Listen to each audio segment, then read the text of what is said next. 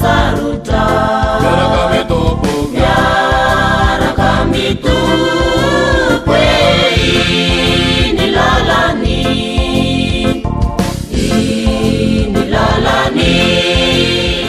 Ngetinareo mpanao gazety ary misaotranareo namary ny antso koa ny antony antsona moa dia manoloana ny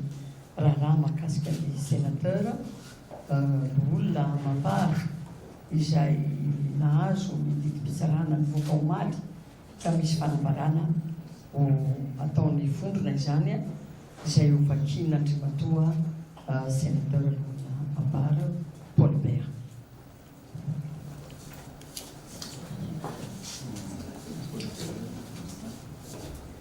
Fanambarana ny vondrona mapara dia manameloka tanteraka ny nampamoaha ny fanjakana ny didim-pitsarana mampigadra ny lohologno Lilson zay tsy nanao fanakorotana na ny taona vahoaka hidina an-dalambe fa niantso ny rehetra isaintsaina any an-trano momba ny zava-misy eto amin'ny firenena ankehitriny. Manam-pirofo hatrany ny tsy fanajana ny lalàna velona sy ny fanaovana jadona eto amin'ny firenena ne nanatanterahana izao fitsarana tsy misy fiantsona na fampandrenesana ny lohologno Lilson na ny mpisolo vavazy izao. Izao zava-mitranga izao dia tsy hitondra fitonena eto amin'ny firenena izay efa latsaka ankaterena tanteraka sy anaty fahantrana lalina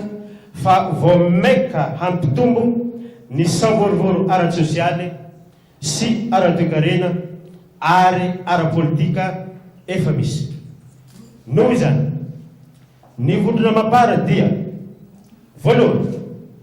mitaky ny fanafoanana iny didiny, faharoa mitaky ny hampitsahara ny antsonjay sy fanenjehana ireo zay tsy mitovy hevitra ara-politika amin'ny mpitondra, fahatelo mitaky ny hifantohany fanjakana amin'ny famahana ireo olana maro mianjady amin'ny vahoaka malagasy tena sahirana ankehitriny.